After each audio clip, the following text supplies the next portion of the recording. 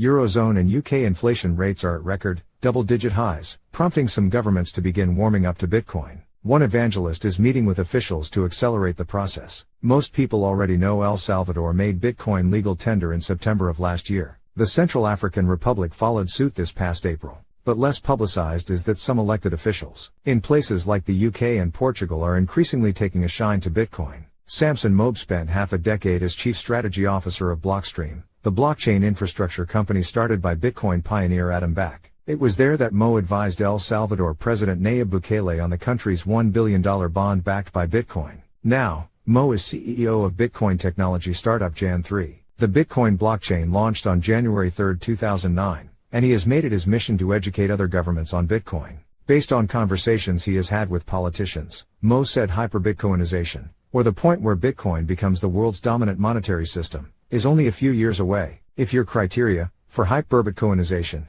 is every country in the world, it might take 20 or 30 years. But if you're talking about a good number of countries, let's say North America, Europe and a number of countries in Latin America and Africa, I think it's definitely possible around 2030, Mow told CoinDesk in an interview. Global South meets Global North. Typically, countries in Africa, Asia, Oceania, Latin America and the Caribbean, the Global South, are the ones prone to debilitating socioeconomic woes including political instability and hyperinflation. These conditions often make Global South citizens significantly more receptive to Bitcoin and its native currency. If you're born in the Global South, where you've seen rapid inflation or your parents have seen rapid inflation or hyperinflation where your currency can massively devalue and you're going to need a wheelbarrow to truck it around, then you get Bitcoin much quicker, Mow said. You just have an easier route to understanding Bitcoin versus someone born in Canada or the US. But things are changing. Mow, a Canadian, explained how some conditions in the global north, North America, Europe and Australasia, seem to be converging with conditions in the global south. Canada narrowly escaped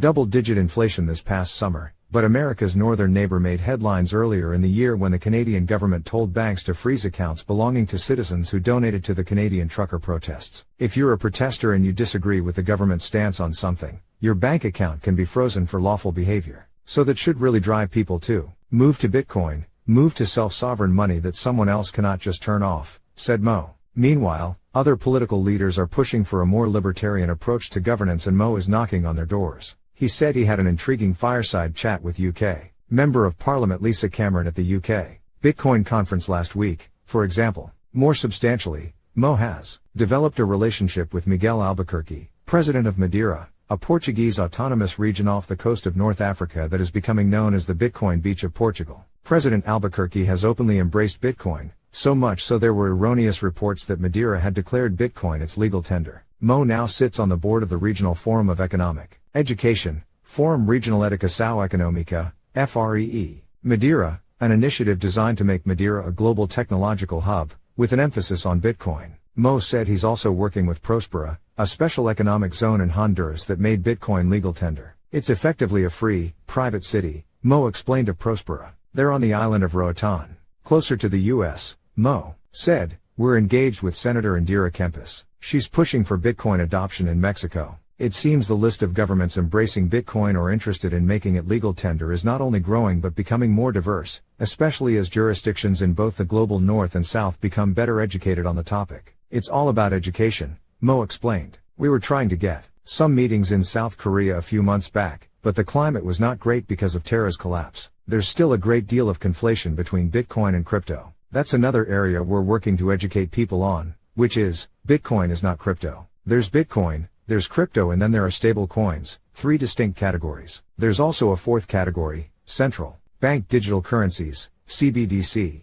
These are simply digital currencies issued by a country's central bank. Many governments from both sides of the North-South divide have already launched projects to implement CBDCs into their monetary systems. However, Mow is skeptical. The problem is governments are really bad at thinking about system design, he warned. Either it's going to take 20 or 30 years for a proper transition, or it's just going to fall flat. CBDCs are just conceptualized and theory crafted in a complete vacuum. They'll never function properly. There's probably hundreds of things that will go wrong in the implementation of a CBDC.